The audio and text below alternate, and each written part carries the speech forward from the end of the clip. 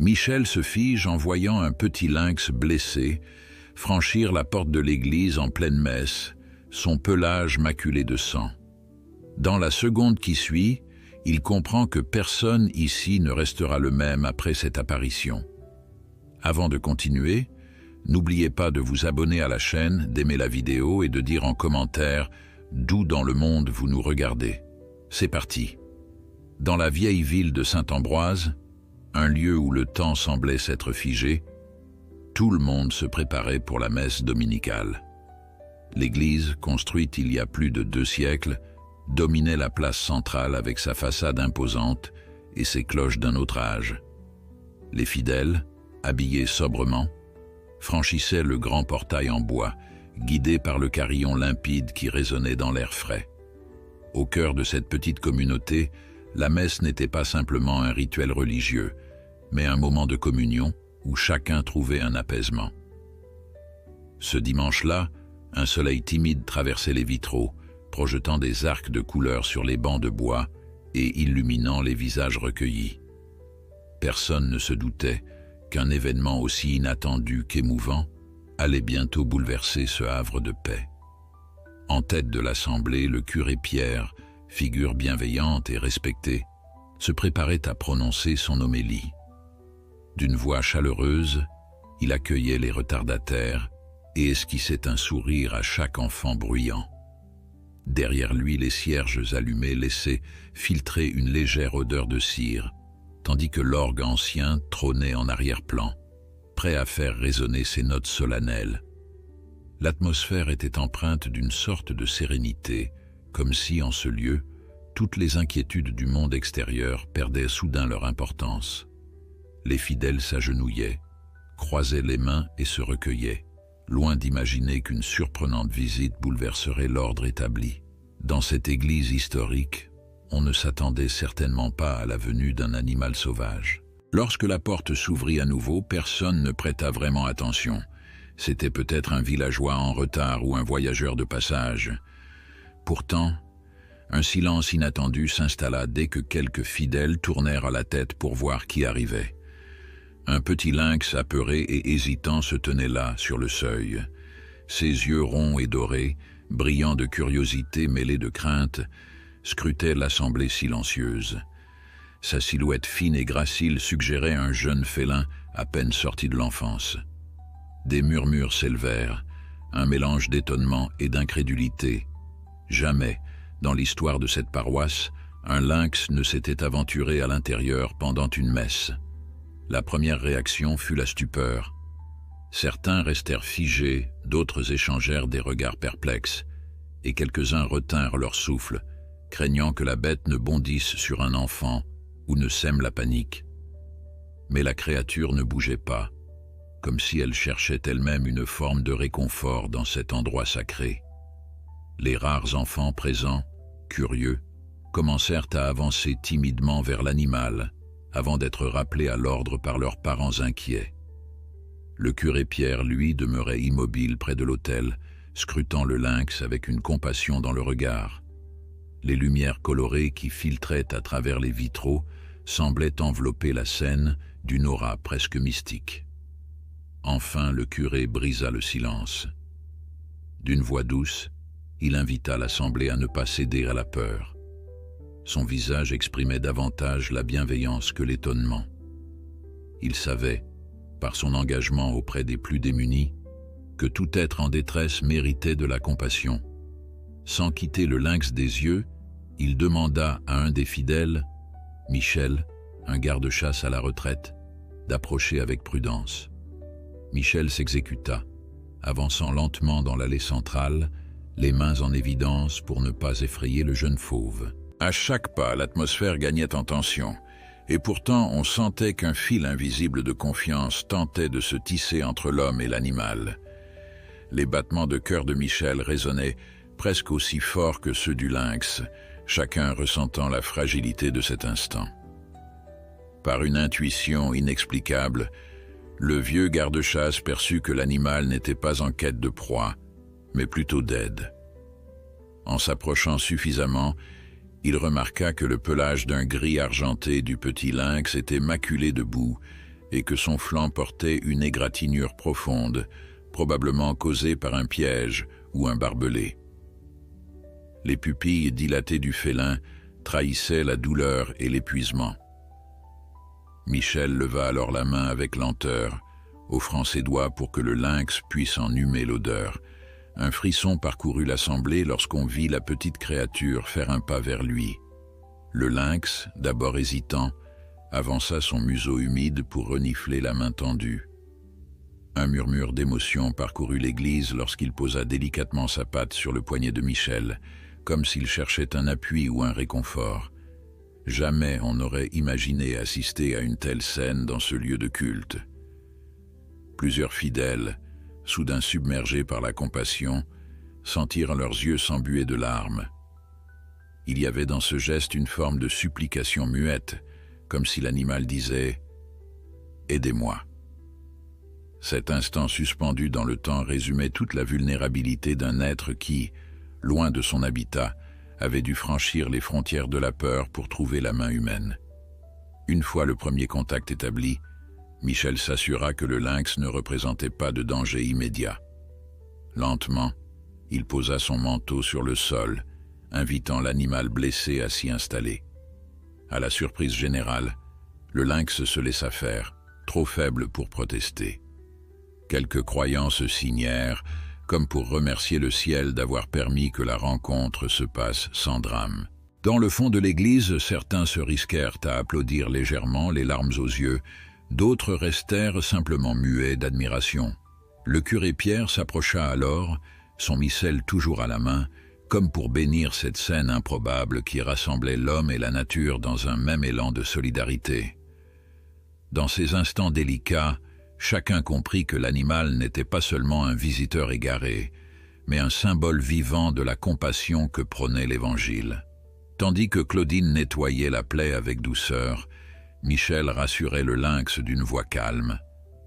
Autour d'eux, des prières silencieuses s'élevaient, accompagnées par les larmes discrètes de certains fidèles.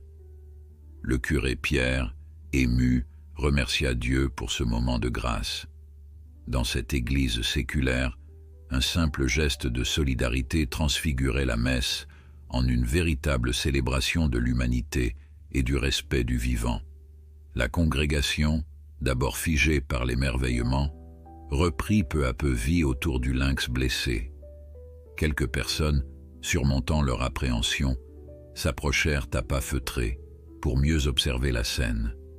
Les plus sensibles tentaient de cacher leurs larmes, tandis que d'autres, emplis d'un profond respect, posaient la main sur leur cœur comme pour témoigner d'une solidarité silencieuse. À mesure que la rumeur de cette apparition insolite se propageait dans l'église, l'étonnement cédait la place à une vive émotion que chacun accueillait à sa manière. Michel, le garde-chasse à la retraite, s'affairait avec l'aide de Claudine, une paroissienne qui avait déjà prodigué de premiers soins à des animaux domestiques. Sous le regard bienveillant du curé Pierre, ils s'agenouillèrent auprès du jeune lynx, l'enveloppant avec douceur dans un châle épais. Claudine prit une gorgée d'eau bénite pour s'humecter les doigts et nettoyer la blessure avec précaution. Les fidèles, regroupés autour d'eux, formaient un cercle de respect. Personne n'osait parler trop fort, comme si la moindre parole brusque pouvait rompre la fragile confiance établie entre la bête et les humains. La plaie, bien que profonde, ne semblait pas mortelle. Le petit lynx conservait un souffle court, mais régulier, preuve qu'il s'accrochait à la vie avec une ténacité surprenante. Les griffures sur son flanc, probablement dues à un grillage ou à un piège, laissaient supposer une errance douloureuse.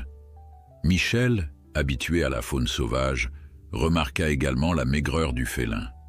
Ses flancs creusés trahissaient un manque de nourriture. Le garde-chasse comprit aussitôt que la bête avait dû parcourir des kilomètres, poussée par la faim et la peur, avant de trouver refuge dans l'église. À l'autre bout de la nef, un chuchotement parcourait l'assemblée. Certains y voyaient un signe du destin, une allégorie vivante du message biblique d'accueil et de fraternité. D'autres, plus pragmatiques, s'inquiétaient déjà de la façon dont ils allaient prendre soin d'un animal sauvage dans ce petit village, dépourvu de véritables structures vétérinaires. Les enfants, l'innocence pétillant dans les yeux, voulaient toucher le lynx, le caresser comme on le ferait avec un chaton domestique. Leurs parents, partagés entre l'émerveillement et la prudence, leur intimaient de ne pas trop s'approcher. Le curé Pierre se pencha vers Michel et Claudine. Sa voix, teintée de sollicitude, résonna faiblement dans le silence recueilli. « Il faut trouver un moyen de le transporter en lieu sûr. Nous ne pouvons pas le laisser ici trop longtemps, même si l'église est fraîche et calme. Avez-vous une idée ?» Michel, d'un hochement de tête, fit signe qu'il fallait l'emmener en dehors du village, chez lui, où il disposait d'un enclos qu'il utilisait jadis pour soigner des animaux blessés. Même s'il n'était pas vétérinaire, il avait assez de connaissances pour offrir des soins d'urgence. Claudine acquiesça à son tour, prête à l'aider. Le plus délicat restait d'organiser le déplacement sans effrayer le lynx ou le mettre en danger. Michel proposa d'utiliser une vieille cage de transport pour chien qu'il conservait dans sa remise, mais il fallait d'abord aller la chercher. Avant de quitter l'église, il désigna 2 fidèles prêts à l'accompagner. L'église sombra dans un silence encore plus profond quand ils disparurent, laissant Claudine continuer à éponger doucement la plaie du félin. Le curé Pierre, quant à lui, s'efforçait de calmer les esprits, invitant chacun à faire preuve de retenue et de compassion. Il évoqua dans une courte prière l'idée que tout être vivant, quelles que soient ses origines, pouvait être accueilli avec miséricorde. Les minutes semblèrent s'étirer à l'infini. Certains fidèles prièrent à voix basse, d'autres restèrent là, immobiles, les yeux rivés sur l'animal. Le lynx, lui, se laissait faire, trop épuisé pour manifester la moindre résistance. Il posait par instants son regard doré sur la vaste nef, comme s'il cherchait un point de repère ou une explication à ce monde étrange dans lequel il venait de pénétrer. Son souffle était toujours rapide, mais les gestes doux de Claudine semblaient apaiser peu à peu sa tension. Au bout d'une demi-heure, on entendit la porte de l'église s'ouvrir de nouveau. Michel et ses 2 compagnons revinrent, transportant la cage métallique. Ils avancèrent avec une prudence extrême, conscients que le moindre mouvement brusque pourrait susciter la panique du félin. Aidé par Claudine, Michel parvint à glisser délicatement le lynx dans la cage, en veillant à ne pas aggraver sa blessure. Un léger feulement accueillit l'opération, mais l'animal se laissa finalement faire, comme résigné ou convaincu de la bonne intention de ces humains. Tandis qu'on refermait la cage, un soupir de soulagement collectif s'éleva. On pouvait presque entendre battre les cœurs de chacun tant la tension avait été palpable. Le curé Pierre s'empressa de donner sa bénédiction, touchant la cage du bout des doigts, puis le front du jeune lynx, dans un ultime geste de compassion. « Que le Seigneur te protège, toi aussi, créature de Dieu », murmura-t-il, tandis que les fidèles s'écartaient pour laisser passer Michel et sa précieuse cargaison. La petite procession sortit alors de l'église, accompagnée par quelques applaudissements d'encouragement et une vague d'émotion palpable. Certains décidèrent de suivre discrètement, curieux de voir où le lynx serait conduit. D'autres préféraient rester dans la maison de Dieu, encore tout étourdis par ce qu'ils venaient de vivre.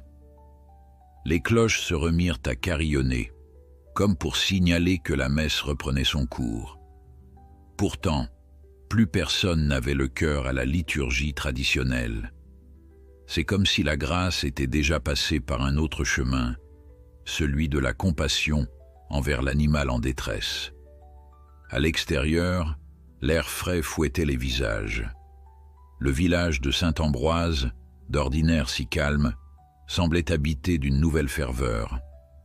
Les gens discutaient entre eux, commentant la blessure, spéculant sur la provenance du lynx et la raison de sa venue dans leur église. D'aucuns y voyaient une sorte de présage divin, d'autres y lisaient simplement le récit tragique d'un animal égaré. Chacun, selon sa sensibilité, se demandait ce que cette rencontre allait provoquer dans l'avenir du village et de ses habitants.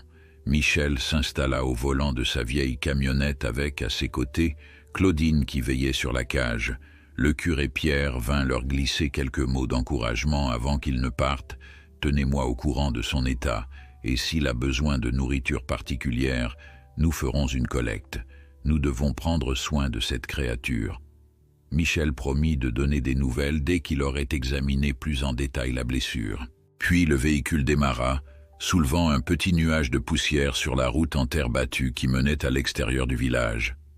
Le trajet jusqu'à la propriété de Michel ne dura que quelques minutes, mais chaque chaos sur la route semblait faire gémir la vieille camionnette et peut-être aussi le cœur anxieux de Claudine. Arrivé devant une barrière en bois rongée par le temps, Michel coupa le moteur. Sa demeure, un modeste chalet au pied d'un coteau verdoyant, jouxtait un grand terrain boisé qu'il avait autrefois utilisé pour entraîner ses chiens de chasse. À la retraite depuis 5 ans, il avait transformé ce lieu en un petit refuge improvisé pour les bêtes sauvages, blessées qu'il trouvait, avec l'accord tacite du village. Dès qu'ils descendirent de la camionnette, Michel ouvrit la barrière et indiqua à Claudine de le suivre jusqu'à une dépendance attenante à la maison. À l'intérieur, l'odeur du bois et de la paille saturait l'air. Le garde-chasse avait aménagé un espace grillagé où les animaux pouvaient être soignés en toute sécurité. Claudine déposa la cage près d'un gros tas de foin et aida Michel à extraire délicatement le lynx. L'animal, bien que nerveux, semblait avoir compris qu'on cherchait à l'aider. Son regard se posait tour à tour sur Michel, sur Claudine, puis sur les recoins de ce nouveau refuge. La plaie nécessitait des soins plus approfondis. Michel sortit du placard une boîte métallique contenant désinfectant, gaz et pommade. Claudine, plus habituée aux premiers secours sur des chiens et des chats, se montra très méticuleuse.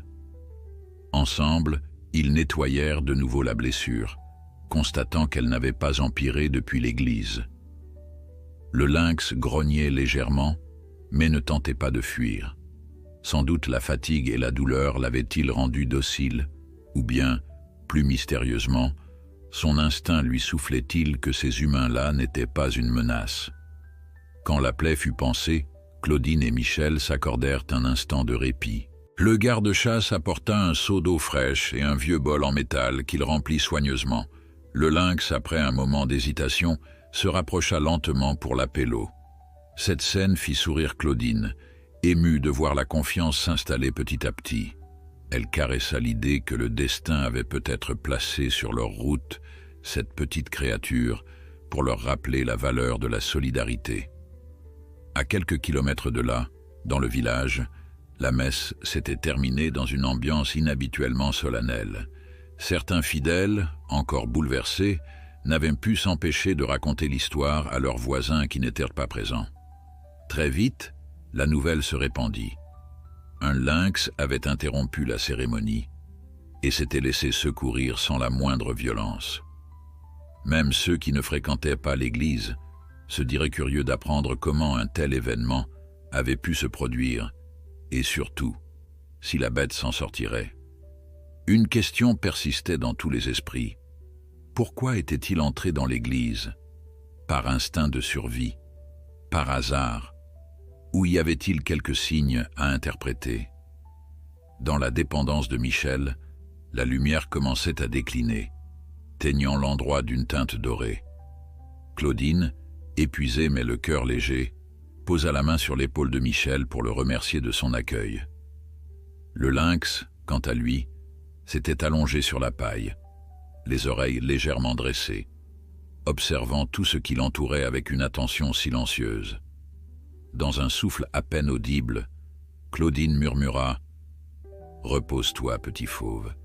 Ici, tu ne crains plus rien. » La nuit tomba rapidement sur la propriété de Michel, enveloppant le petit chalet et la dépendance d'un voile d'obscurité bienveillante. À l'intérieur, le jeune lynx blessé semblait trouver un léger répit, blotti contre la paille fraîche. Claudine, après avoir veillé plusieurs heures, laissa enfin parler l'épuisement et s'assoupit sur une chaise bancale. De son côté, Michel, coutumier des veillées auprès d'animaux affaiblis, fit des rondes régulières pour vérifier la respiration et l'état de la plaie. À chaque passage, il apercevait le regard doré du lynx, alerte malgré la fatigue, comme si la bête cherchait à comprendre pourquoi ces humains se préoccupaient tant de son sort. Au petit matin, la lumière timide de l'aube révéla l'intérieur modeste de la dépendance. Claudine s'éveilla en sursaut, craignant un instant d'avoir négligé son rôle auprès du lynx. Elle constata avec soulagement qu'il respirait toujours, son flanc se soulevant à un rythme plus calme. Michel, déjà debout, préparait un mélange de viande hachée et de lait maternisé qu'il avait utilisé autrefois pour de jeunes renards orphelins. Bien qu'un lynx ne soit pas un simple chaton, il espérait que ce régime improvisé suffirait à soutenir ses forces. Quand il déposa la gamelle près du museau de l'animal, celui-ci renifla prudemment avant de prendre quelques bouchées. La nouvelle de l'incroyable apparition du lynx à l'église s'était déjà propagée dans tout Saint-Ambroise. Les villageois, intrigués, voulaient savoir comment l'animal se portait. Certains proposèrent des couvertures ou des aliments, tandis que d'autres se contentaient de commenter l'événement au café du coin. Un jeune journaliste local, sentant le potentiel d'un récit touchant, se présenta même chez Michel pour demander une entrevue. Mais le garde-chasse, homme discret et protecteur, refusa poliment, conscient qu'une trop grande agitation risquait de nuire au rétablissement du lynx. Seul un groupe de proches voisins était autorisé à s'approcher des lieux. Tous espéraient qu'il se rétablisse. La journée passa ainsi, rythmée par les allées et venues de Claudine, qui s'assurait que le lynx restait au calme. Le félin mangeait peu, mais suffisamment pour reprendre un peu de force. De temps à autre, il se dressait sur ses pattes pour explorer l'enclos, mais une vive douleur le ramenait vite sur la paille. Michel téléphona à un vétérinaire de la région pour demander conseil, car soigner un lynx n'était pas chose banale. Le spécialiste promit de passer le lendemain, mais précisa qu'il fallait éviter tout stress inutile afin que l'animal se remette de son traumatisme et guérisse rapidement pleinement. La nuit suivante fut plus paisible. Michel avait installé une veilleuse pour que le lynx ne se retrouve pas plongé dans le noir total, espérant ainsi atténuer son anxiété. Claudine restait sur place par intermittence, convaincue que la présence humaine, si elle demeurait discrète, pouvait aider l'animal à se sentir en sécurité.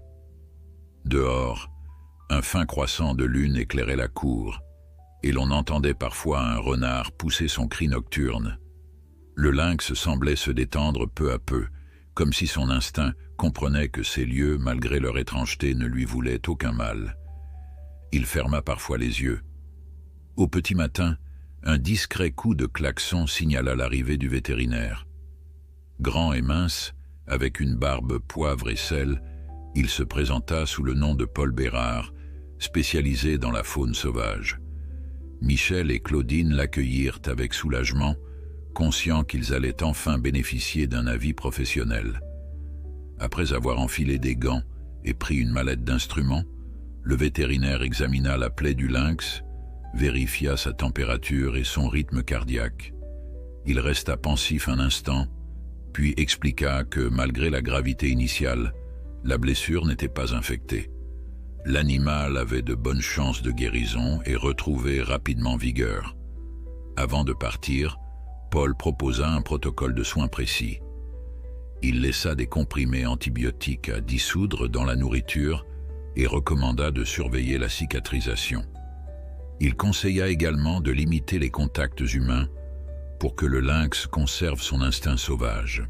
Malgré tout, Paul admit qu'il n'était pas courant de sauver un tel animal au beau milieu d'un village. Le vétérinaire ajouta qu'une association de protection de la faune pourrait être contactée si le lynx montrait des signes de stress.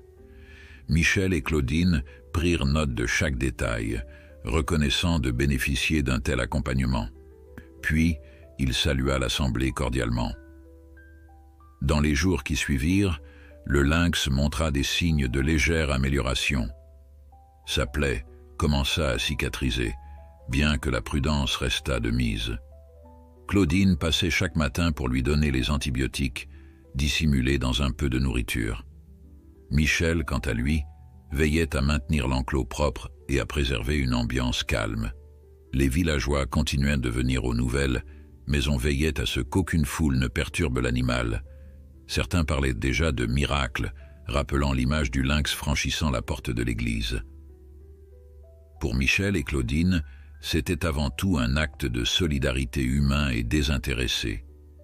Pendant ce temps, au sein de la paroisse, le curé Pierre recevait un afflux de lettres et de témoignages.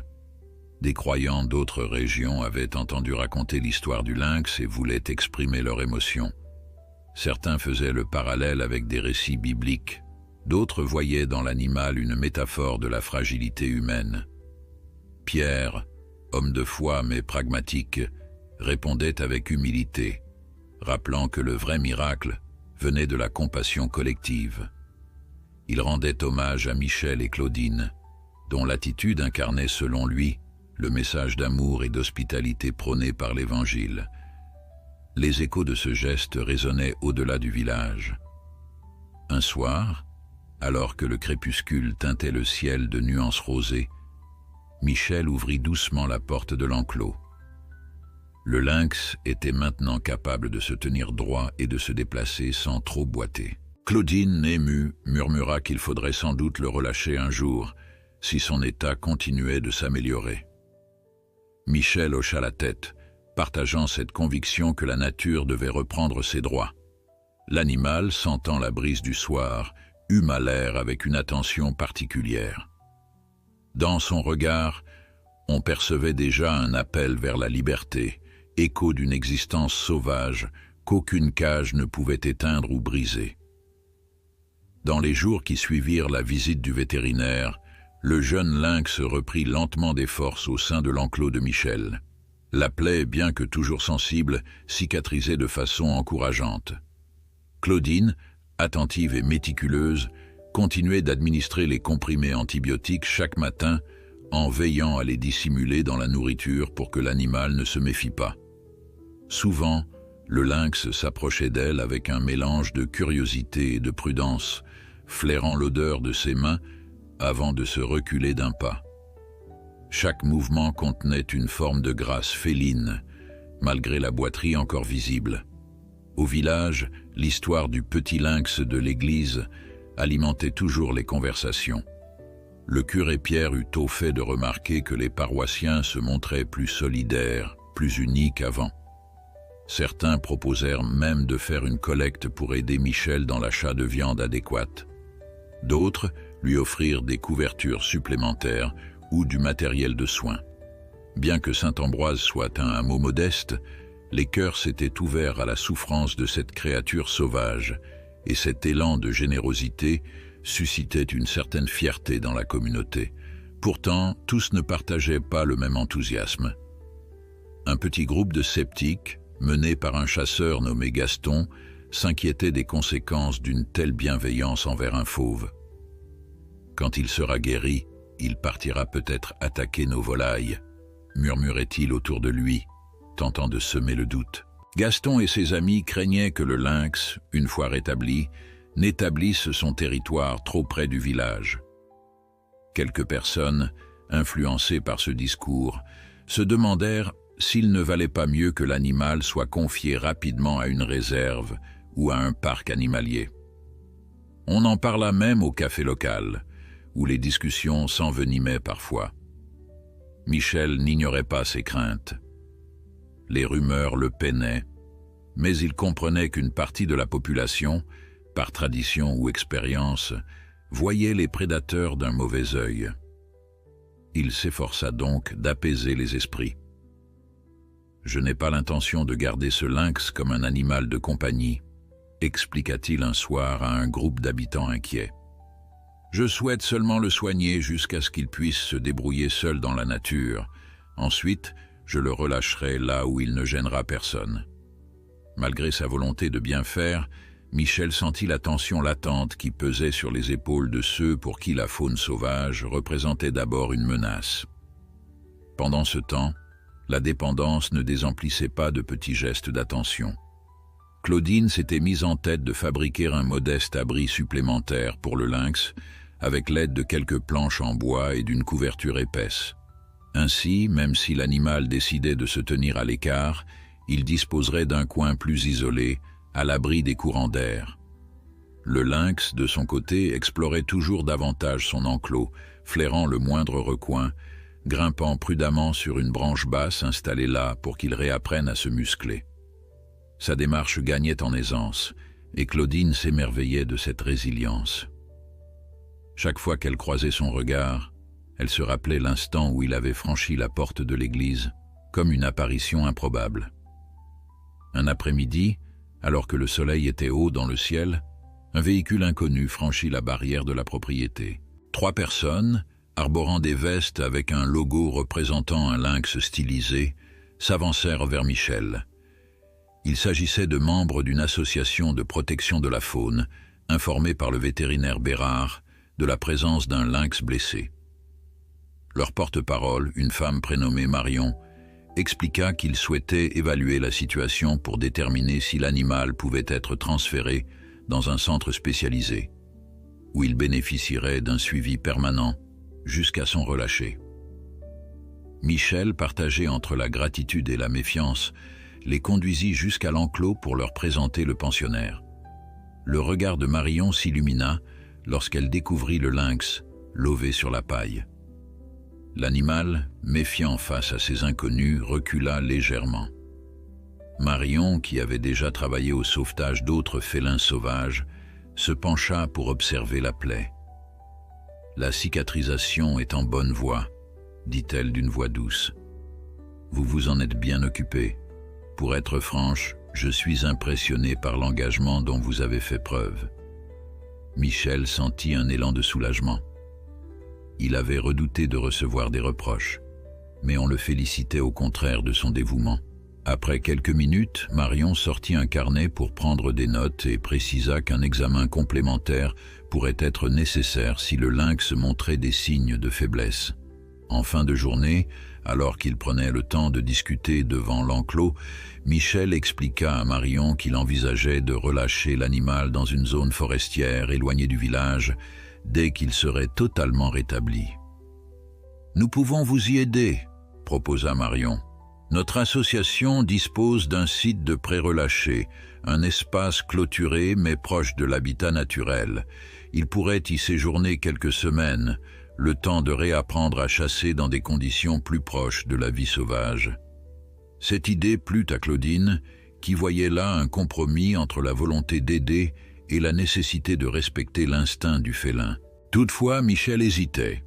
Il s'était attaché à ce jeune lynx qui, contre toute attente, était entré dans la vie du village comme un messager silencieux. Renoncer à lui signifiait lui rendre sa liberté, mais aussi accepter de lâcher prise. Malgré son dilemme, Michel savait au fond de lui qu'il ne garderait pas l'animal. Il soupira en adressant un sourire sincère à Marion. « Merci pour votre offre. Je crois que ce sera la meilleure solution pour tous. » À ces mots, Claudine posa doucement sa main sur le bras de Michel, comme pour saluer son sens de la raison. Il était évident que le temps du départ approchait. Le soir venu, après le départ de l'équipe de l'association, Michel et Claudine partagèrent un repas frugal dans la cuisine rustique du chalet. Par la fenêtre, ils apercevaient la silhouette du lynx, éveillé malgré l'obscurité naissante. Il semblait contempler la lune, dressant ses oreilles avec attention. Claudine, la voix nouée, se tourna vers Michel. « Quand je pense à lui franchissant la porte de l'église, il devait être terrifié et blessé, et pourtant il est venu jusqu'au cœur. C'est comme s'il avait senti qu'on lui ouvrirait nos cœurs, tu ne trouves pas ?» Michel acquiesça, songeant au hasard de la nature et au moment où la Providence fait naître une forme de magie. « Oui, c'est un mystère, mais un beau mystère en vérité. » Le lendemain, Gaston, le chasseur qui se montrait sceptique, vint toquer à la porte de Michel. Son visage portait une expression grave, mais dénuée d'hostilité. « J'ai discuté avec quelques-uns du village. On s'inquiète encore pour nos bêtes. Mais si tu dis que tu vas le relâcher loin d'ici, je suppose que ça nous rassure. » Michel répondit calmement, « Je n'ai pas l'intention de le relâcher dans les fermes environnantes. Grâce à l'association, il ira retrouver son milieu naturel, là où il ne présentera aucun danger pour vos troupeaux. » Gaston hocha la tête, semblant plus apaisé. Puis, sans un mot de plus, il tourna les talons. Pour Michel, cet échange marquait peut-être la fin des tensions. Les craintes étaient légitimes, mais la communication ouverte et la promesse d'une solution respectueuse pour le lynx semblaient suffire à calmer les esprits. Dans l'après-midi, Claudine vint une nouvelle fois vérifier la blessure. Elle constata avec une joie discrète que le pansement pouvait être retiré. La plaie formait désormais une croûte solide, et le lynx ne montrait quasiment plus de signes de gêne lorsqu'il marchait. « Il est presque rétabli », murmura-t-elle. Un pincement au cœur l'envahit, parce qu'elle comprenait ce que cette phrase impliquait. La séparation approchait. L'animal, comme pour confirmer son intuition, s'étira avec souplesse et se mit à humer l'air extérieur, le museau tourné vers le ciel. Son instinct sauvage reprenait toute sa vigueur. Les jours s'écoulèrent dans une ambiance à la fois douce et mélancolique. Chacun sentait que la convalescence du petit lynx entrait dans sa phase finale, et cela soulevait des sentiments complexes. Claudine, qui avait passé tant de temps à veiller sur lui, remarquait maintenant son regard tourné vers les moindres sons de la forêt environnante. Chaque bruissement de feuilles, chaque appel d'oiseau semblait attirer son attention. Il bandait ses muscles, dressait les oreilles, comme prêt à bondir hors de l'enclos à la première ouverture. Cette vitalité retrouvée réjouissait Michel, mais lui rappelait aussi qu'il faudrait bientôt se séparer de l'animal. Un après-midi, Marion, la porte-parole de l'association, revint avec un collègue. Ils prirent des mesures plus précises du lynx, évaluèrent ses réactions motrices et notèrent qu'il ne gardait quasiment aucune séquelle de sa blessure. Dans un cahier, Marion détailla les progrès accomplis. Appétit régulier, pelage plus brillant, pas de signe d'infection. Quand elle leva la tête, son visage affichait un léger sourire. « D'ici quelques jours, si tout se passe bien, nous pourrons le transférer dans notre zone de pré-relâché. Il pourra réapprendre à chasser sur un terrain vaste, au contact de proies réelles, tout en étant surveillé à distance pour vérifier son adaptation. » Michel hocha la tête en silence tandis que Claudine accusait le coup. Elle ressentait déjà un pincement au cœur à l'idée de ce départ, mais elle savait que c'était la marche à suivre. Ils échangèrent un regard complice, se rappelant la scène saisissante de l'église. Jamais ils n'auraient pensé que ce jour-là, au milieu d'une messe ordinaire, leur vie basculerait de la sorte. Pourtant, c'était cette suite d'événements improbables qui avait abouti à sauver ce lynx. Au village, la curiosité ne faiblissait pas. Plusieurs habitants s'étaient rapprochés de Michel pour lui demander quand aurait lieu le grand départ. Certains proposaient de venir faire leurs adieux à l'animal, d'autres, plus discrets, se contentaient d'offrir de la nourriture ou du matériel en signe de soutien. Le chasseur Gaston, de son côté, gardait une réserve prudente. Il ne s'était plus montré hostile depuis leur dernière conversation, mais son visage demeurait fermé quand on évoquait le lynx. Peut-être se méfiait-il encore de ce qu'il considérait comme un prédateur concurrent. Un matin, Claudine arriva de bonne heure pour prodiguer les soins habituels. Elle trouva Michel en train de ranger l'enclos, comme pour tout remettre en ordre avant le départ imminent. Une gêne palpable flottait dans l'air.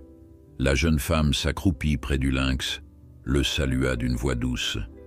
L'animal s'approcha avec lenteur, ses yeux brillants d'une intelligence farouche, puis posa le museau contre la grille. On aurait presque dit une forme de gratitude, bien qu'on ne puisse prêter à un lynx des sentiments humains. Claudine sentit sa gorge se serrer, consciente qu'il ne lui restait plus que quelques journées pour profiter de la présence de cet hôte inattendu. Lorsque Marion fixa enfin la date du transfert, Michel ressentit une étrange appréhension. L'idée de conduire le lynx dans ce lieu de pré relâché lui paraissait à la fois indispensable et cruelle. Il se demanda s'il ne s'était pas trop attaché à lui, mais se rappela aussitôt que le rôle d'un soigneur, même improvisé, était de préparer l'animal à reprendre sa vie sauvage. Marion arriva tôt ce jour-là, accompagnée de 2 autres membres de l'association, un grand 4x4 équipé d'une cage spéciale roulant derrière eux.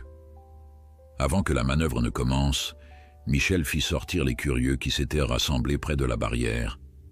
Il ne voulait pas que l'animal s'agite devant tant de visages inconnus. Seuls Claudine et le curé Pierre, qui étaient passés témoigner de son soutien, restèrent à proximité. Le lynx, méfiant devant ces nouvelles personnes, feula faiblement lorsque l'un d'eux ouvrit la cage pour le guider à l'intérieur. Mais Marion, d'un geste habile et plein de douceur, l'encouragea à avancer. Au bout de quelques secondes d'hésitation, il y entra sans violence, probablement rassuré par l'odeur familière de Claudine et de Michel. Le curé Pierre, touché par la scène, esquissa un sourire ému. Il avait souvent prêché l'acceptation et l'ouverture du cœur envers les plus faibles. Voir ce félin autrefois terrifié repartir plus fort et plus digne l'émouvait profondément. Il posa brièvement sa main sur la cage et murmura une bénédiction discrète, écho du jour où le lynx avait franchi la porte de l'église. Les sanglots contenus de Claudine retentirent doucement lorsqu'elle vit la porte de la cage se refermer. Elle ne pouvait s'empêcher de repenser à cette première rencontre, au moment où les regards s'étaient croisés. Michel, la gorge nouée, posa un bras réconfortant sur l'épaule de la jeune femme. « C'est mieux pour lui, tu le sais, » dit-il dans un souffle. Claudine opina, chassant une larme qui roulait déjà sur sa joue. Une fois la cage solidement installée dans le 4x4, Marion serra la main de Michel et le remercia pour tout ce qu'il avait fait. La plupart du temps, on récupère ces animaux dans un état de détresse avancée, sans que personne ne se soit soucié d'eux. Mais là, vous avez permis qu'il retrouve ses chances de survie. Grâce à vous, il pourra peut-être vivre une longue vie en pleine nature. Michel, encore sous le coup de l'émotion, répondit simplement « Il a fait plus pour nous qu'on ne le croit. Il a rapproché ce village et nous a rappelé la valeur du vivant. » Ainsi commença le voyage du petit lynx vers la zone de pré relâché. Marion conduisait, tandis que le reste de l'équipe surveillait discrètement l'animal à travers des ouvertures aménagées. Claudine et Michel, eux, restèrent au village, regardant le 4x4 s'éloigner sur la route de terre battue. Ils demeurèrent un instant côte à côte, partagés entre un sentiment de perte et une joie profonde de savoir que l'histoire de ce félin n'allait pas s'achever ainsi. Le convoi avança pendant plus d'1 heure, traversant des paysages vallonnés, des forêts de sapins et des clairières inondées de lumière. Peu à peu, la route se fit plus étroite, la végétation plus dense. Marion finit par s'engager sur un sentier à peine carrossable, ponctué de cailloux et de racines. C'était ici, au cœur d'une réserve naturelle, que l'association possédait un vaste enclos boisé destiné aux prédateurs en réhabilitation. Une fois sur place, ils garèrent le véhicule près d'une grille discrète.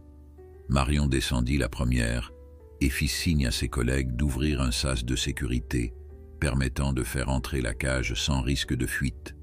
Le lynx, éprouvé par le trajet, se tenait coi, mais ses oreilles frémissantes trahissaient une vigilance constante. Dès que la cage fut à l'intérieur de cet enclos forestier, Marion ouvrit doucement la porte. D'abord immobile, le félin hésita, renifla l'air chargé de senteurs sauvages. Finalement, d'un bond souple, il sauta à l'extérieur et resta quelques secondes à observer les environs. Les membres de l'association, postés à bonne distance, retinrent leur souffle. L'animal s'éloigna d'abord avec prudence, s'arrêtant à plusieurs reprises pour jauger chaque bruit. Puis, sans se retourner, il s'enfonça dans la végétation, disparaissant presque instantanément sous les arbres touffus. Marion sourit en pensant à Michel et Claudine. Ils auraient sûrement aimé voir ce moment, Mais elle savait aussi qu'un trop grand nombre de spectateurs aurait pu perturber le lynx. Dans ce nouvel espace, conçu pour mimer l'habitat naturel, le félin serait nourri de façon à stimuler ses instincts de prédation. De petits rongeurs, des lapins et d'autres proies y vivaient déjà, permettant aux prédateurs réintroduits de retrouver leurs réflexes. Des caméras discrètes, installées dans les arbres, permettraient à l'équipe de suivre sa progression sans interférer. Si tout se passait bien, l'animal pourrait être relâché définitivement dans la nature au bout de quelques semaines, voire quelques mois.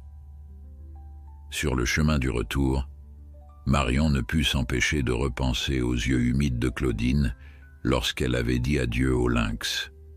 Cette compassion sincère était souvent rare chez les gens non formés à la protection de la faune. Pourtant, dans ce village de Saint-Ambroise, on avait prouvé que l'élan de solidarité ne connaissait pas de frontières entre l'humain et l'animal. Peut-être ce petit lynx allait-il désormais porter en lui la trace de cette bonté reçue et la transmettre à sa manière dans l'univers sauvage auquel il appartenait. Au village, la nouvelle de son départ se répandit avant la fin de la journée. Certains, comme Gaston, hochèrent la tête d'un air satisfait, soulagés de savoir le prédateur loin de leurs élevages.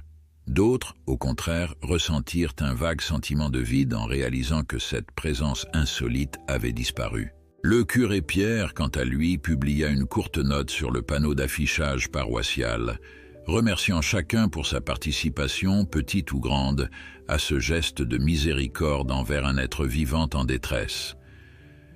Depuis le départ du jeune lynx vers la zone de pré-relâché, le village de Saint-Ambroise avait retrouvé son calme habituel, bien que l'écho de cette histoire continuât de résonner dans les conversations.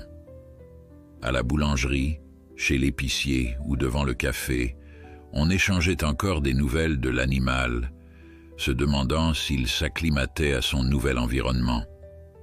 Certains s'émerveillaient de l'idée qu'un simple geste d'humanité eût pu changer la destinée d'une bête sauvage. D'autres, plus circonspects, estimaient que l'incident demeurait exceptionnel et préféraient reprendre leur routine sans trop s'attarder sur le sujet. Quant au curé Pierre, il rappela plusieurs fois, lors de ses prêches, l'importance de tendre la main à toute forme de vie en détresse, faisant subtilement allusion au passage du lynx dans l'église. Michel, de son côté, éprouvait un étrange vide. Chaque matin, en allant vérifier l'enclos désormais vide, il se remémorait les soins prodigués et l'évolution rapide de l'animal. Il revoyait la scène où le lynx, d'abord effrayé, avait fini par se laisser approcher pour qu'on pense sa blessure. Claudine passait aussi régulièrement, comme par habitude, et restait quelques minutes à contempler l'espace silencieux.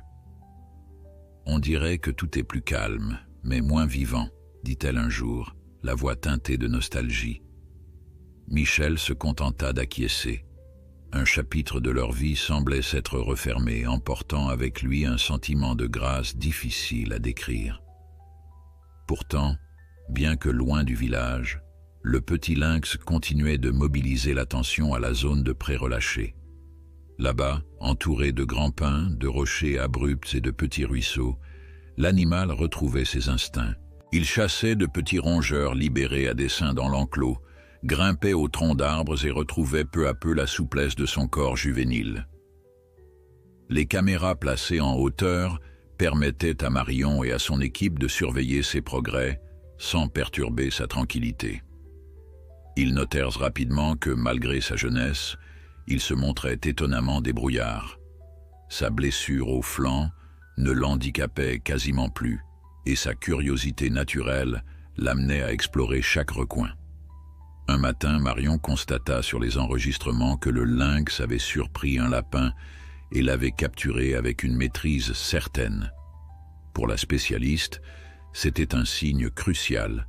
Le félin se comportait comme un prédateur accompli, prêt à se débrouiller en pleine nature. En prenant des notes détaillées, elle se félicita de la décision prise à Saint-Ambroise. Sans l'intervention de Michel, Claudine et les villageois, cet animal n'aurait probablement pas survécu à ses blessures. Désormais, il retrouvait la place qui lui revenait dans l'écosystème. Marion envoya un bref rapport au vétérinaire Bérard, ainsi qu'un message à Michel pour l'informer des bonnes nouvelles. Lorsque Michel reçut la lettre, il la lut à haute voix devant Claudine. Le texte décrivait la bonne santé du lynx, sa capacité à chasser et son comportement globalement stable. Une fois la période de pré-relâché terminée, nous envisagerons de lui rendre la liberté totale, concluait Marion. En refermant la lettre, Claudine ne put retenir un sourire ému. « C'est merveilleux de savoir qu'il s'en sort si bien », dit-elle. Michel opina, partagé entre la fierté de l'avoir sauvé et la petite tristesse de ne plus partager son quotidien. Néanmoins, cette nouvelle éclairait leur journée, leur rappelant que la finalité de toute réhabilitation était le retour à la vie sauvage. Au village, le curé Pierre annonça durant l'homélie suivante que le lynx progressait, pour répondre aux paroissiens qui s'interrogeaient. Ce fut comme une vague de satisfaction collective. Chacun se sentait, d'une certaine manière, complice de ce dénouement. Certains vinrent remercier Michel et Claudine pour leur dévouement, reconnaissant que, sans leurs soins, l'animal aurait succombé. Même Gaston, le chasseur sceptique, témoigna d'une forme de respect inattendu. « Je préfère savoir qu'il est loin et en bonne santé que de devoir l'affronter près de mes poules », plaisanta-t-il à demi-mot, arrachant un sourire indulgent à Michel. Les semaines passèrent ainsi, rythmées par les échos lointains du cheminement du lynx. Puis, un soir, Michel reçut un appel de Marion. D'après les observations, l'animal semblait prêt à franchir la dernière étape, un relâché complet dans un secteur protégé de la forêt, à plusieurs dizaines de kilomètres du village. L'équipe avait identifié une zone idéale, riche en proies et éloignée de toute activité humaine intensive. « Nous voulions savoir si tu souhaitais être présent, Michel », déclara Marion. « Après tout, tu as été sa première chance de survie. » Surprise, Michel hésita un instant. Il se sentait honoré, mais redoutait de perturber l'animal par sa présence. Finalement, il accepta. Claudine, elle, préféra ne pas s'imposer, craignant de trop s'attacher à nouveau ou d'émouvoir le lynx au moment décisif. Le jour dit, Michel se leva à l'aube, le cœur un peu serré. Au volant de sa camionnette, il parcourut la route sinueuse qui menait à la réserve naturelle. Après une bonne heure de trajet, il rencontra Marion et son collègue près d'un sentier forestier. Ils lui expliquèrent que le lynx avait été tranquillement endormi pour être transporté hors de l'enclos, puis placé dans une cage spacieuse à l'arrière d'un 4x4. Il est encore un peu groggy, mais ça lui évite le stress inutile des manipulations, précisa Marion. Ensemble, ils traversèrent un décor de sapins et de sous-bois tapissés d'aiguilles, jusqu'à atteindre une clairière où la végétation formait un milieu propice à la chasse. Lorsque le véhicule s'arrêta, Michel sentit sa respiration s'accélérer. L'équipe ouvrit la porte arrière, dévoilant la cage. Le lynx, les yeux encore brouillés par l'effet du calmant, se remit lentement de sa torpeur. On posa la cage au sol, puis on recula prudemment. « Nous allons la laisser ouverte », expliqua Marion. « Quand il se sentira prêt, il sortira de lui-même et pourra s'enfoncer dans la forêt. » Michel, debout à quelques mètres, guettait le moindre mouvement. Les minutes semblèrent s'étirer. Finalement, le lynx agita ses oreilles et leva la tête. Son regard, redevenu vif, scruta les arbres alentours comme s'il cherchait à situer cet espace inconnu. D'abord hésitant, il avança une patte sur le rebord, puis se ravisa. Michel, le cœur battant, regretta de ne pas pouvoir s'approcher davantage. Toutefois, il savait que cette distance respectait la nature sauvage de l'animal.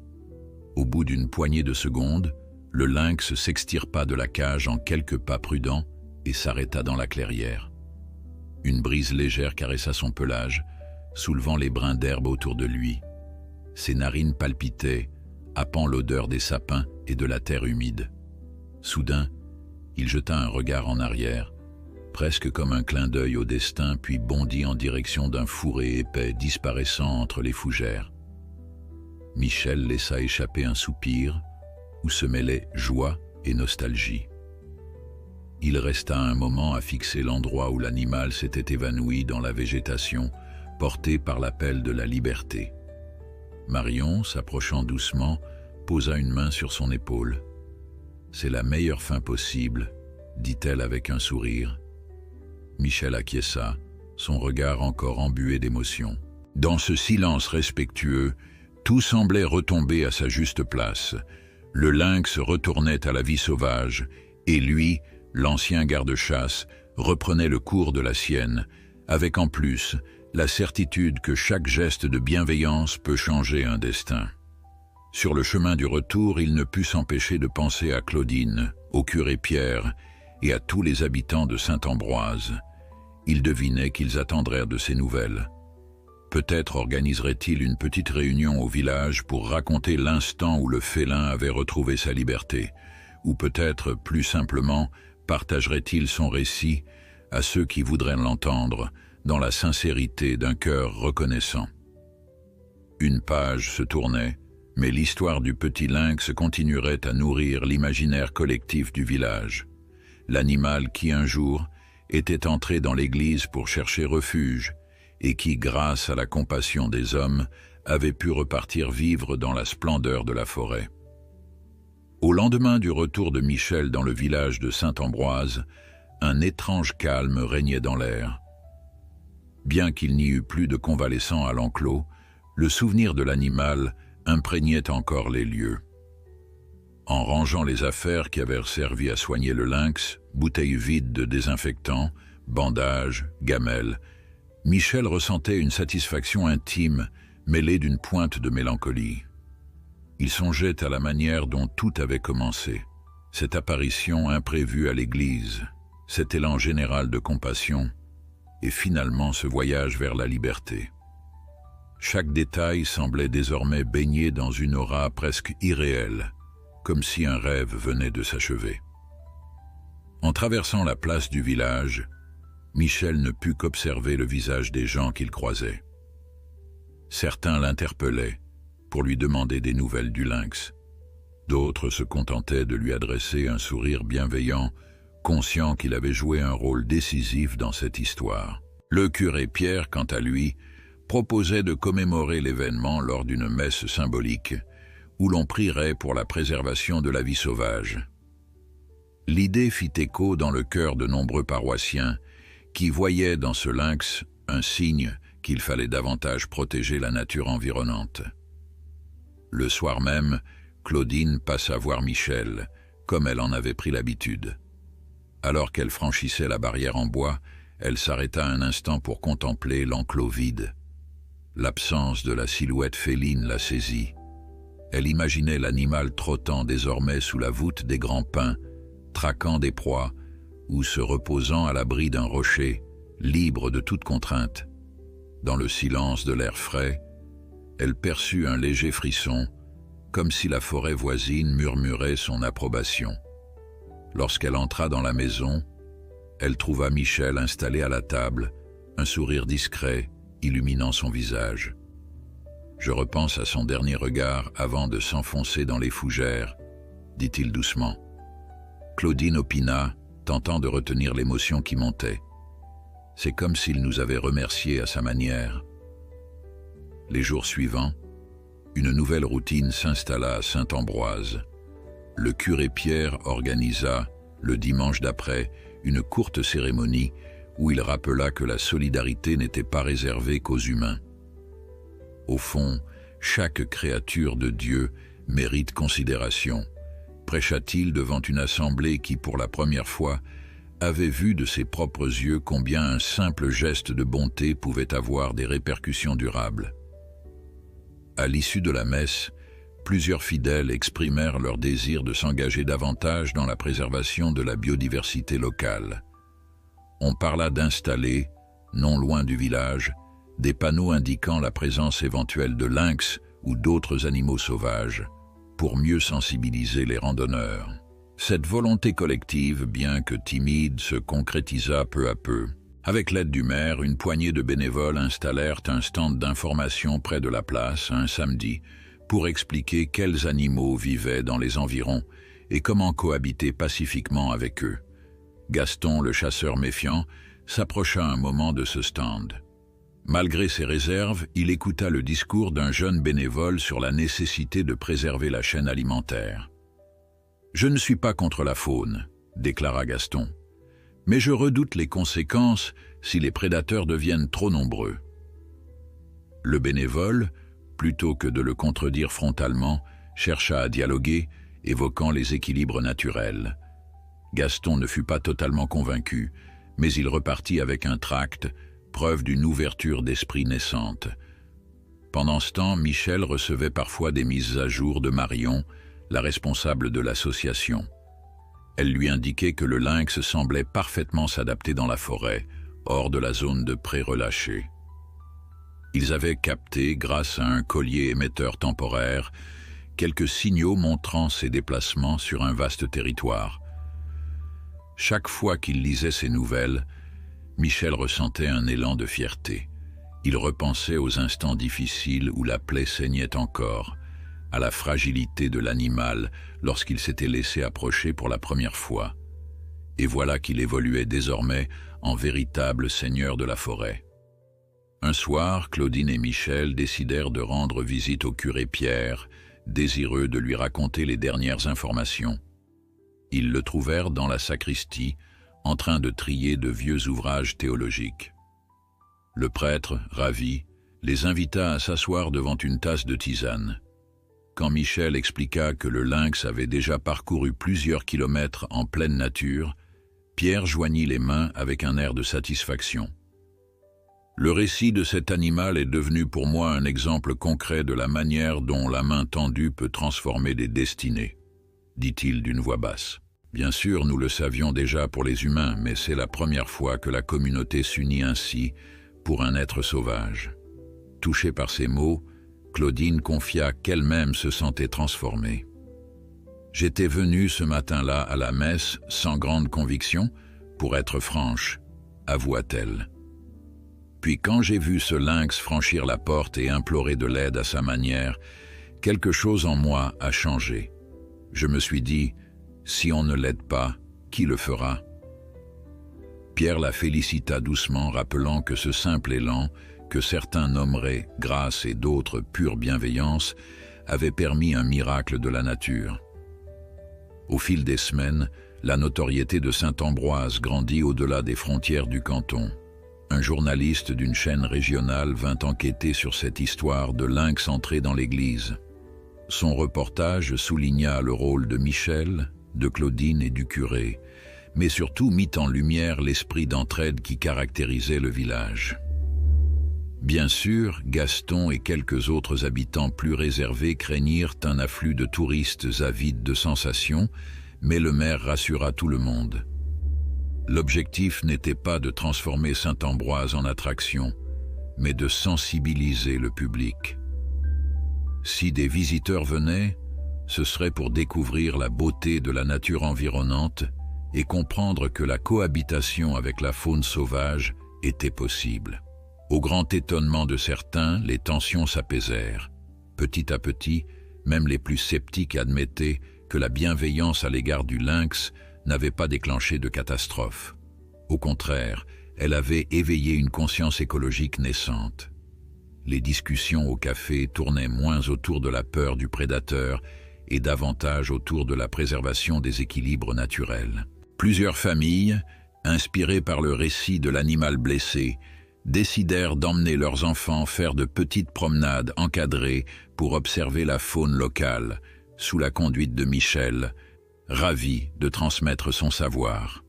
Pendant ce temps, Claudine commença à recevoir des demandes de personnes désireuses de soigner des hérissons, oiseaux blessés ou renardeaux orphelins.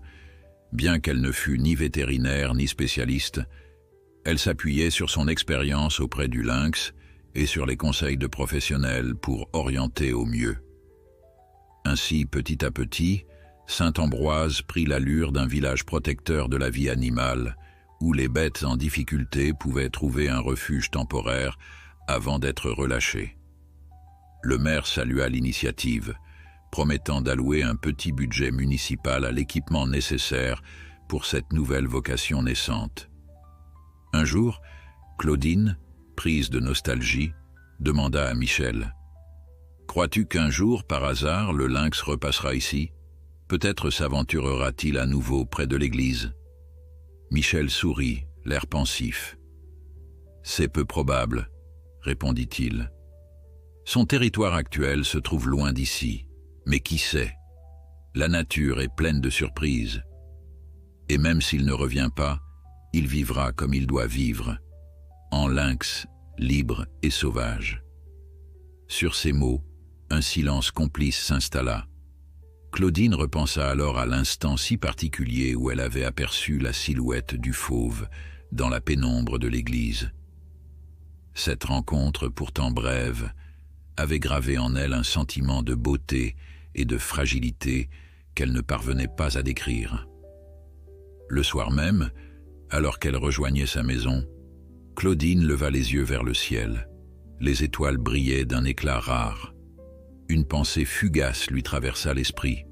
Le monde recelait tant de mystères et de merveilles, parfois juste à portée de main, parfois au détour d'un banc d'église. Elle réalisa que l'histoire de ce lynx continuait à inspirer son quotidien, la poussant à croire qu'un simple geste de compassion pouvait changer non seulement la destinée d'un animal blessé, mais également celle d'une communauté entière. Dans cette quiétude nocturne, Saint Ambroise semblait apaisé, comme si le village prenait le temps de digérer l'événement. La porte de l'église restait close, hors des heures de célébration, mais tous savaient que les âmes qui s'y recueillaient repensaient parfois à ce jeune lynx, venu frapper en pleine messe pour quémander un peu de chaleur. On racontait même, parmi les fidèles les plus fervents, qu'un prêtre de passage aurait confié que cette histoire l'avait profondément marqué, lui rappelant les paraboles d'autrefois où l'entraide triomphait de la peur. Michel et Claudine, pour leur part, poursuivaient leur vie quotidienne, conscients que cet épisode marquait un tournant. Ils ne se considéraient pas comme des héros. Ils avaient simplement répondu à un appel urgent. Et dans le fond, c'était peut-être là le plus grand enseignement de cette aventure. Il suffisait d'ouvrir la porte, une porte en bois centenaire ou la porte de son propre cœur, pour accueillir le vivant lorsqu'il se présente, si différent soit-il. La fin de l'été approchait à Saint-Ambroise, et les champs environnants se paraient de teintes dorées sous le soleil déclinant. Les foins coupés dégageaient un parfum doux et sec, tandis qu'au loin, les bois prenaient progressivement leurs couleurs automnales. Depuis le départ du jeune lynx, la vie du village avait repris son cours, mais un sentiment particulier semblait flotter dans l'air. Dans chaque conversation, on sentait bien que quelque chose avait changé. Les habitants n'avaient plus tout à fait le même regard sur la nature qui les entourait, comme si l'aventure du lynx avait fait germer une sensibilité nouvelle. À la boulangerie, on évoquait régulièrement les petites initiatives lancées pour mieux informer la population sur la faune sauvage. Chez l'épicier, on commentait volontiers la venue de randonneurs curieux de découvrir ce coin où un lynx avait autrefois franchi les portes d'une église. Dans ce climat apaisé, Michel s'habituait lentement à l'absence de l'animal. Il se levait tôt, s'occupait de son potager, de son bois de chauffage, et entretenait la dépendance qu'il avait vidée de tout matériel inutile. Parfois, il s'étonnait de la sensation de vide qui persistait. Avant, il n'aurait jamais cru qu'un jeune lynx puisse si durablement laisser son empreinte dans son quotidien. Désormais, chaque recoin de l'enclos semblait murmurer une histoire. Chaque odeur de désinfectant évoquait la plaie soignée. Chaque lambeau de paille rappelait la silhouette gracieuse du félin blotti. Pourtant, un sentiment de juste équilibre compensait la nostalgie. Il savait que l'animal vivait, loin des habitations, pleinement réhabilité à sa destinée sauvage. Claudine, elle aussi, sentait battre en elle un nouvel élan. Depuis la guérison du lynx, plusieurs personnes l'avaient contacté pour un oiseau tombé du nid, un hérisson blessé ou même un faon isolé. Elle n'était pas experte en la matière, mais son expérience et son sang-froid l'avaient rendue plus sûre d'elle. Avec l'aide du vétérinaire Bérard et de Michel, elle gérait ces situations du mieux possible, proposant parfois un simple conseil ou se déplaçant elle-même pour observer l'animal en difficulté. Petit à petit, une forme de micro-réseau de sauvetage s'organisait autour du village. Le maire, sensible à ce mouvement, encourageait l'initiative, y voyant là une manière de valoriser Saint-Ambroise sans pour autant le dénaturer. « Notre force, c'est notre solidarité », répéta-t-il souvent. De son côté, le curé Pierre maintenait une approche discrète mais constante. Il n'était pas question pour lui de faire du lynx un symbole religieux à outrance, encore moins de dénaturer le message spirituel qu'il prêchait chaque dimanche. Toutefois, il ressentait l'importance de transmettre l'idée qu'une communauté s'élevait lorsqu'elle se mettait au service du plus vulnérable, fût-il humain ou animal. À l'issue de l'office, il prenait parfois quelques minutes pour discuter avec ceux qui se montraient réticents. La plupart du temps, même les cœurs les plus fermés se laissaient attendrir par ce récit extraordinaire, reconnaissant qu'il pouvait exister une harmonie entre l'homme et la nature. Gaston, le chasseur méfiant, restait fidèle à lui-même. Plutôt taciturne, il venait moins souvent rôder autour de la propriété de Michel, sans doute apaisé par le fait que l'animal se trouvait désormais ailleurs. Un soir, pourtant, il entra à l'improviste dans la dépendance, la mine soucieuse. Il tenait dans les mains un renardeau blessé, tremblant de peur. « Je l'ai trouvé dans le fossé, tout seul », expliqua-t-il d'une voix bougonne. « J'ai pensé que tu saurais quoi faire, vu ton expérience avec le lynx. » Michel, surpris, l'accueillit sans rancune et examina la petite bête. Il était manifeste que Gaston, malgré son côté bourru, avait choisi d'imiter l'exemple qu'il avait critiqué autrefois. Avec l'aide de Claudine, ils soignèrent le renardeau, constatant qu'il pourrait être remis en liberté après quelques jours de repos. Cette scène, si simple, marquait pourtant un tournant. Même les plus farouches partisans de la chasse se montraient capables de compassion. Pendant ce temps, les écoliers du village avaient fait du lynx un véritable conte moderne. L'institutrice avait demandé à chaque enfant d'écrire quelques lignes imaginant la vie de l'animal dans la forêt. Il en était sorti une série de petits récits colorés, parfois naïfs, où le félin se liait d'amitié avec des cerfs, galopait sous la lune ou rendait secrètement visite à l'église pour écouter les cantiques. Les dessins, punaisés sur les murs de la classe, montraient toutes sortes de scènes fantaisistes, le lynx dansant au milieu des bancs, le lynx jouant avec les anges des vitraux, le lynx partageant sa proie avec un chevreuil. Au-delà de l'imaginaire enfantin, ces histoires portaient en elles un message d'émerveillement et de bienveillance. À mesure que les semaines s'égrenaient, un frémissement d'automne se faisait sentir. Les matins devenaient plus frais, la rosée gelait parfois en petits cristaux. Les feuilles des arbres prenaient des tons orangés et rouges avant de tapisser le sol d'un manteau craquant. Michel et Claudine, habitués à collaborer, partirent un dimanche en forêt pour ramasser quelques champignons et profiter du silence boisé. Là, en chemin, ils s'arrêtèrent devant des empreintes semblables à celles d'un grand chat. Sans oser se l'avouer, ils eurent un même élan d'espoir. Se pouvait-il que ce fût une trace du lynx réhabilité, venu rôder non loin de Saint-Ambroise?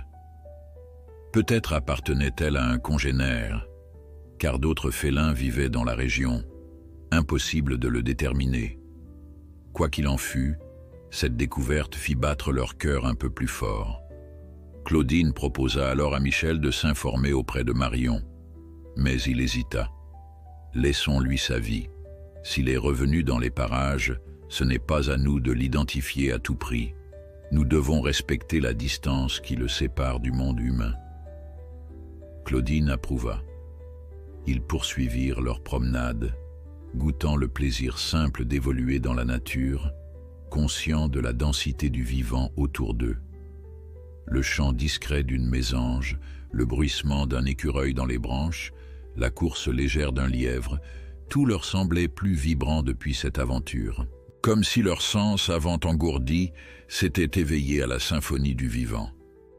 Le soir, alors qu'ils partageaient quelques girolles poêlées, Claudine évoqua l'idée de créer un petit refuge officiel. « Nous pourrions accueillir des animaux blessés ou orphelins au lieu de les soigner ici et là », proposa-t-elle. Michel, interloqué, n'excluait pas la possibilité, mais il craignait l'ampleur d'un tel projet.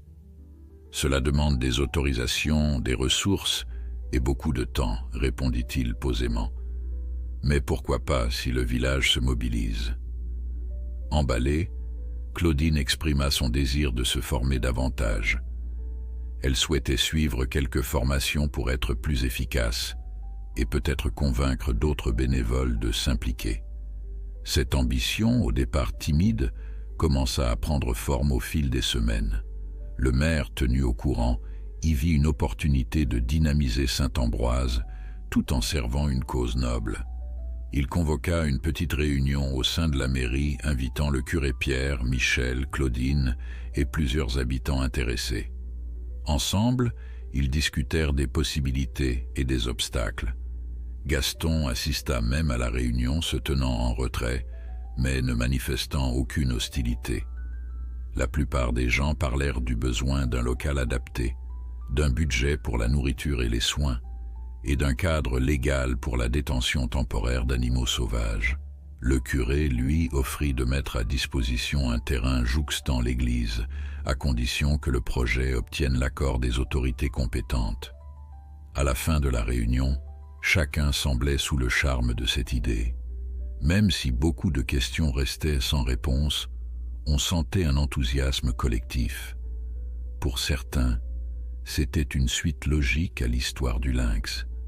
Pour d'autres, la création d'un tel refuge représentait une occasion de prouver que Saint-Ambroise n'était pas seulement un petit village reculé, mais un lieu où l'entraide et le respect du vivant trouvaient une véritable résonance. En sortant de la mairie, Claudine et Michel échangèrent un sourire complice. Jamais ils n'auraient imaginé, quelques mois plus tôt, que tout cela découlerait de l'apparition d'un lynx blessé au milieu d'une messe. Plus tard dans la soirée, alors que les volets étaient clos et que la brise automnale se faisait mordante, Michel s'assit devant sa fenêtre, une tasse de thé chaud entre les mains. Il laissa son regard errer sur la silhouette diffuse de l'église, éclairée seulement par une petite lampe frontale accrochée près du portail. Il se surprit à se souvenir du moment précis où le félin avait franchi ce seuil sacré. La peur dans ses yeux, la plaie ouverte, et pourtant cette lueur d'espoir qui avait fait vibrer toute l'assemblée. Dans l'obscurité complice, Michel murmura un remerciement silencieux à l'égard de ce lynx, messager involontaire d'une nouvelle ère pour Saint-Ambroise. La création d'un petit refuge officiel à Saint-Ambroise ne se fit pas du jour au lendemain, mais on sentait parmi les habitants une détermination nouvelle. Les semaines passèrent, ponctuées de réunions en mairie et de visites sur le terrain proposé par le curé Pierre. L'endroit adossé à un ancien potager en friche près de l'église semblait idéal pour construire quelques enclos et un local de soins. Il fallait cependant régler des questions administratives. Autorisation préfectorale, validation par les services vétérinaires, plan financier. Malgré ces obstacles, Claudine demeurait inlassablement enthousiaste, secondée par Michel, dont la réputation de garde-chasse à la retraite conférait une légitimité aux yeux de l'administration. Entre-temps, le village continuait son quotidien, rythmé par les saisons et les travaux agricoles. Les premiers froids d'automne avaient déjà chassé le souvenir de l'été caniculaire, et les habitants se préparaient pour la longue période hivernale. Les discussions au café portaient autant sur la hausse du prix du fioul que sur l'avancée du futur refuge. On pouvait entendre un agriculteur se plaindre de la bureaucratie, tandis qu'un autre villageois rétorquait qu'il fallait de la patience pour monter un projet aussi ambitieux. Et, au milieu de cette animation, réapparaissait souvent l'histoire du lynx, devenu en quelque sorte le fil conducteur de ce nouvel élan communautaire. Le curé Pierre, sans être le principal maître d'œuvre, soutenait l'initiative avec conviction.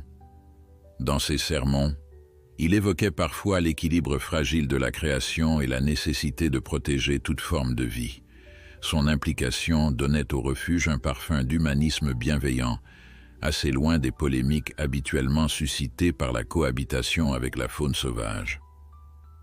Gaston, le chasseur, avait d'abord montré de la réticence, mais ses récentes actions pour sauver le renardeau avaient adouci son discours. Il demeurait prudent, veillant à ce que le futur refuge n'interdise pas la chasse légale sur certains secteurs.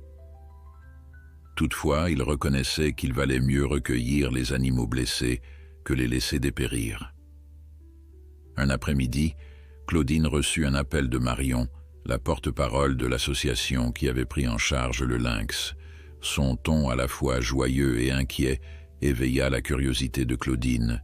« Nous avons identifié un jeune lynx dans les environs d'une vallée voisine. Il porte un dispositif d'émission qui correspond à l'animal que vous aviez soigné. Il s'est un peu approché d'une zone résidentielle. Pas de danger immédiat, mais les habitants ont signalé plusieurs apparitions nocturnes. » À la surprise de Claudine, la spécialiste expliqua que le lynx semblait en quête de nouvelles zones de chasse, peut-être parce que l'hiver approchait et que les proies se migraient. « Nous voulons éviter qu'il ne se rapproche trop d'autres villages. Ça pourrait créer des tensions ou des accidents, » ajouta Marion d'un ton grave. Lorsque Claudine transmit la nouvelle à Michel, celui-ci accueillit l'information avec une émotion ambiguë. D'une part, il se réjouissait de savoir que l'animal était toujours en bonne santé. D'autre part, il craignait que la méfiance de certaines personnes ne se réveille si le lynx venait rôder près des élevages ou des poulaillers. « Que devons-nous faire ?» demanda Claudine, soucieuse de protéger le félin sans empiéter sur la tranquillité des habitants. Marion propose de surveiller la zone et, au besoin, d'orienter le lynx vers des espaces plus sûrs, peut-être via un appât de nourriture déposé judicieusement ou une opération de suivi plus rapprochée, répondit Michel, l'air pensif. Mais elle ne veut pas intervenir lourdement, de peur de trop le conditionner à l'homme. La conversation raviva chez Michel les souvenirs intenses de cette rencontre à l'église. Il mesurait l'importance de laisser l'animal suivre son cours naturel. Toutefois, s'il menaçait certains élevages, il craignait que Gaston ou d'autres chasseurs prennent l'initiative de l'abattre par crainte de prédation. Sur ce point, Claudine était d'accord. On ne peut pas laisser des rumeurs se répandre. Il faut informer clairement les gens, comme on l'a fait ici, et leur rappeler qu'il s'agit d'un lynx, pas d'un monstre sanguinaire. Michel acquiesça. Sans le vouloir, le félin avait à nouveau besoin de soutien, mais cette fois-ci à une échelle plus vaste que le petit cercle de Saint-Ambroise. Ils décidèrent donc de contacter le maire pour discuter d'une éventuelle réunion d'information dans la commune voisine, afin d'anticiper les inquiétudes. Le maire, au début, parut sceptique. « Vous voulez que j'aille prêcher la bonne parole dans un village qui n'est même pas sous ma juridiction ?» s'étonna-t-il. Mais Michel lui expliqua l'importance de la prévention et de la pédagogie. « Nous avons vécu cette histoire de l'intérieur. Personne ne pourra mieux témoigner de ce que représente ce lynx que nous. Si nous attendons qu'un incident se produise, ce sera trop tard. » Touché par sa sincérité, le maire se laissa convaincre et promit de contacter son homologue. La rencontre fut organisée une semaine plus tard dans la salle des fêtes du village concerné, un bourg nommé Les Ormes, perché à mi-côte et entouré de pâturages.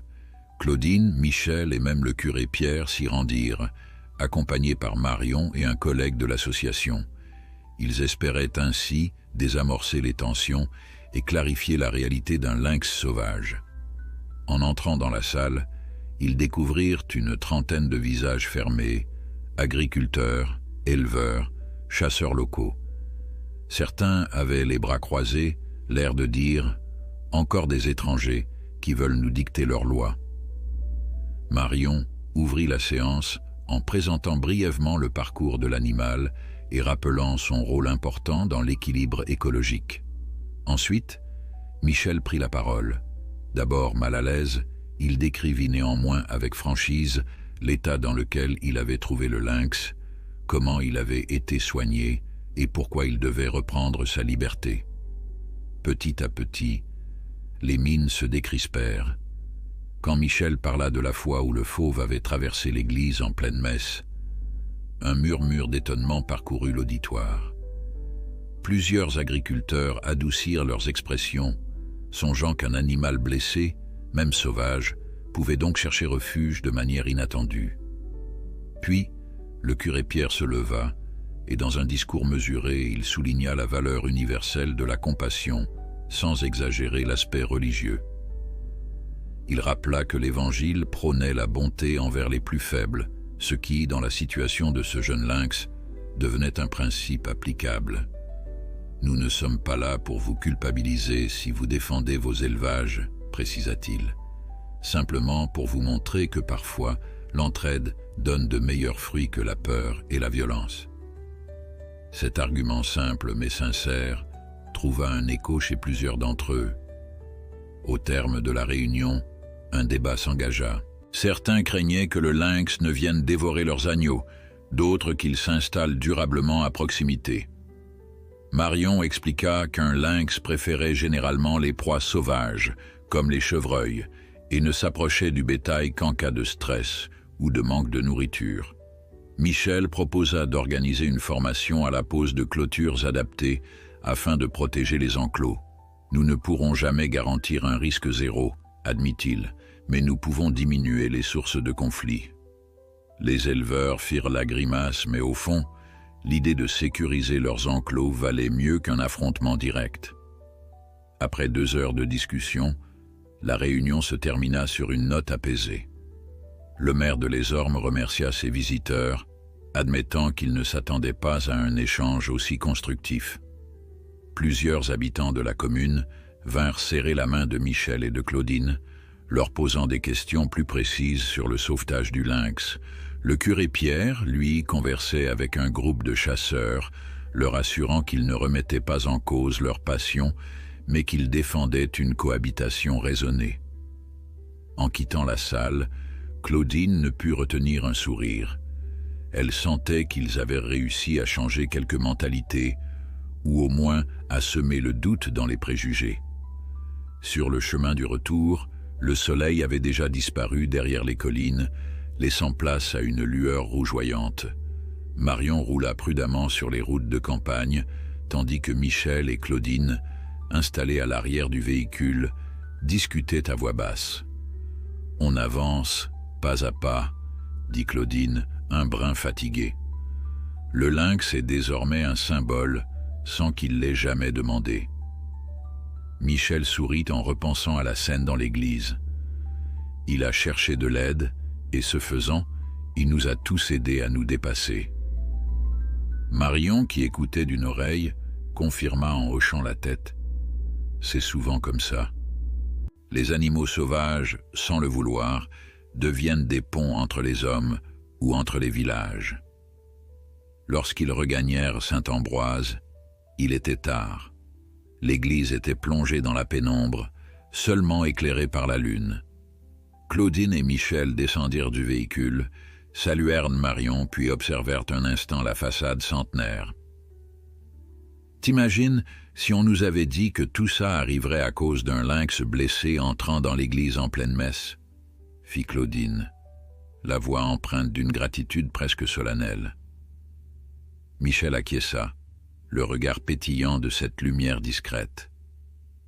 Le plus beau dans cette histoire, c'est qu'il a trouvé refuge parmi nous et qu'il nous a poussés à nous rassembler autour de lui. Sans ce petit lynx, rien de tout cela n'aurait vu le jour. La première neige tomba sur Saint-Ambroise au tout début de décembre, recouvrant les toits et les chemins d'une couche immaculée qui étouffait les bruits du village. Dans cet écrin hivernal, la vie continuait pourtant de bouillonner derrière les portes closes. L'énergie collective suscitée par le passage du lynx, quelques mois plus tôt, se manifestait de façon toujours plus concrète. Entre les réunions organisées par la mairie et les démarches officielles, le projet de refuge pour animaux sauvages prenait forme. Les plans se finalisaient, les devis s'affinaient, et le terrain cédé par le curé Pierre commençait à être défriché pour accueillir un bâtiment modeste, mais fonctionnel. On espérait inaugurer l'édifice avant la fin de l'hiver, afin d'être prêt à recueillir la faune en difficulté. Les habitants, conscients de l'enjeu, participaient à leur manière. Certains offraient de vieux matériaux de construction, d'autres se proposaient pour les travaux de peinture ou d'aménagement d'intérieur. Claudine coordonnait ses efforts avec un enthousiasme inaltérable, prenant souvent conseil auprès du vétérinaire Bérard et de Marion. De son côté, Michel supervisait la logistique. Il passait des coups de fil pour organiser les livraisons de grillage ou de bois, tout en veillant à ce que les procédures légales ne soient pas négligées. Le curé Pierre, ravi de voir son terrain devenir un sanctuaire pour la faune, continuait ses sermons empreints de bienveillance, insistant sur la nécessité de préserver l'harmonie entre l'homme et la nature. Un samedi matin, alors que le thermomètre affichait plusieurs degrés en dessous de zéro, le maire réunit une poignée de volontaires devant l'église, prêts à déblayer la neige pour accéder au futur chantier. Gaston, le chasseur autrefois sceptique, se tenait parmi eux, emmitouflé dans une grosse parka. Son fusil était resté chez lui. Aujourd'hui, il n'était pas question de traquer le gibier, mais de déneiger un espace où, bientôt, des enclos hébergeraient des animaux blessés. Personne n'aurait imaginé une telle scène 6 mois plus tôt, mais la magie discrète du lynx avait transformé les mentalités. Armé de pelles et de râteaux, il dégageait l'accès dans une ambiance studieuse, ponctuée de remarques amusées sur le temps glacial. Dans les jours qui suivirent, on vit pousser la première ossature du refuge, un rectangle de bois et de tôle, solidement arrimé au sol pour résister aux intempéries. Les clous résonnaient dans l'air froid et la buée sortait en nuages épais de la bouche des bénévoles. Claudine, souvent couverte de sueur, s'activait aux côtés de Michel et des autres, notant sur un carnet les avancées et les imprévus. De temps à autre, des villageois curieux passaient jeter un coup d'œil, glissant parfois sur la neige tassée. Le chantier prenait un caractère presque festif, chacun tenant à contribuer à sa mesure. La solidarité n'était plus un mot vague, mais une réalité concrète qu'on pouvait toucher du doigt. Par un hasard troublant, c'est au moment où les murs du refuge se dressaient que Marion envoya un message rassurant. Le jeune lynx, autrefois accueilli dans l'église, se portait bien. D'après le dernier relevé, il explorait désormais un territoire encore plus vaste, ce qui attestait de son excellente adaptation. Il chassait suffisamment pour maintenir une bonne condition physique et surtout, se tenait à bonne distance des zones d'habitation. À Saint-Ambroise, on accueillit cette nouvelle avec joie. Dans le tumulte des travaux, recevoir des informations sur l'animal rappelait la genèse de tout ce projet, un acte d'humanité envers une créature blessée, devenu catalyseur d'un renouveau collectif. Lorsqu'enfin les parois du bâtiment furent achevées, le maire organisa une petite cérémonie improvisée. Autour d'un brasero posé devant l'église, on servit du vin chaud et quelques friandises. Le curé Pierre, vêtu d'une large écharpe de laine, prononça quelques mots pour saluer l'effort de chacun, soulignant la petite flamme de bonté qui brûlait désormais dans le cœur du village. Gaston, en retrait, sirotait son gobelet tout en écoutant d'une oreille attentive. On ne l'entendait plus pester contre les bêtes sauvages. Il s'occupait plutôt de vérifier que tout était en ordre pour que le refuge n'attire pas les renards près des poulaillers. Ainsi, chacun veillait à concilier les intérêts de tous, preuve d'un équilibre nouvellement trouvé. Au cours des semaines suivantes, on s'attaqua à l'intérieur du bâtiment.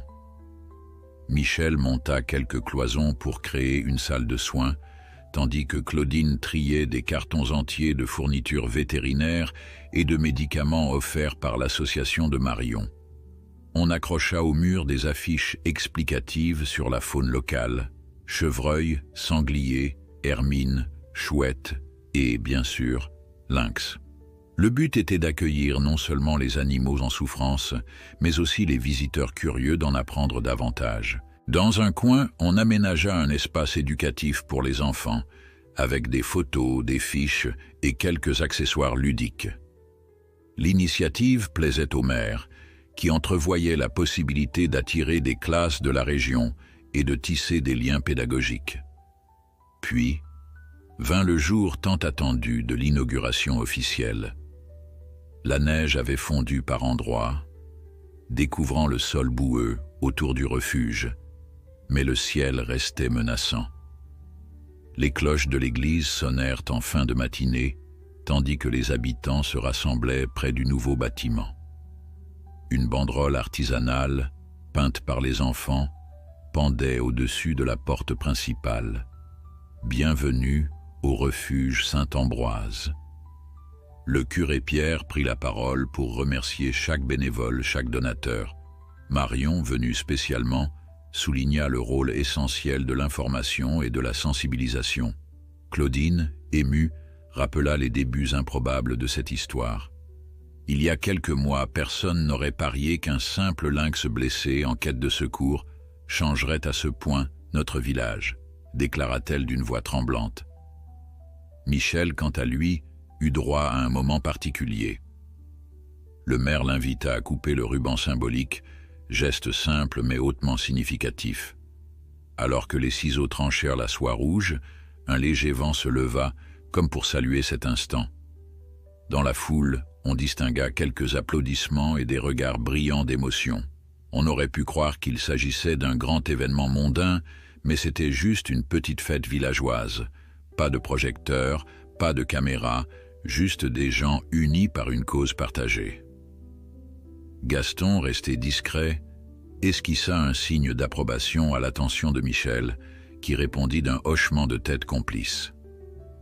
La suite de la journée se déroula dans une ambiance conviviale, ponctuée de discussions autour de tables où l'on avait disposé des gâteaux et des boissons chaudes. Les enfants gambadaient dans le coin pédagogique, feuilletant les brochures ou jouant avec des marionnettes d'animaux.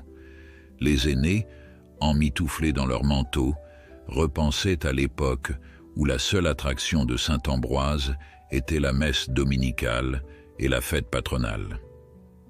À présent, un vent de renouveau soufflait dans ces ruelles séculaires, comme si l'ancienne pierre de l'église et le bois neuf du refuge se répondaient, symbole de tradition et d'ouverture. Dans l'après-midi, alors que la lumière déclinait, Claudine s'isola un instant à l'intérieur du refuge, près de la salle de soins encore vide. Elle repensa au jour où elle avait croisé le regard du lynx pour la première fois, aux craintes qu'elle avait ressenties, puis à l'élan de compassion qui l'avait poussée à panser la plaie du fauve. Tout était allé si vite. Aujourd'hui, le refuge matérialisait la trace laissée par ce petit animal. Un bâtiment simple, mais chargé d'une signification profonde. Michel la rejoignit, un sourire tendre éclairant ses traits fatigués. « On a fait du chemin depuis ce fameux matin », murmura-t-il, la voix pleine de reconnaissance. Claudine posa la main sur son bras. Et ce n'est sans doute que le début.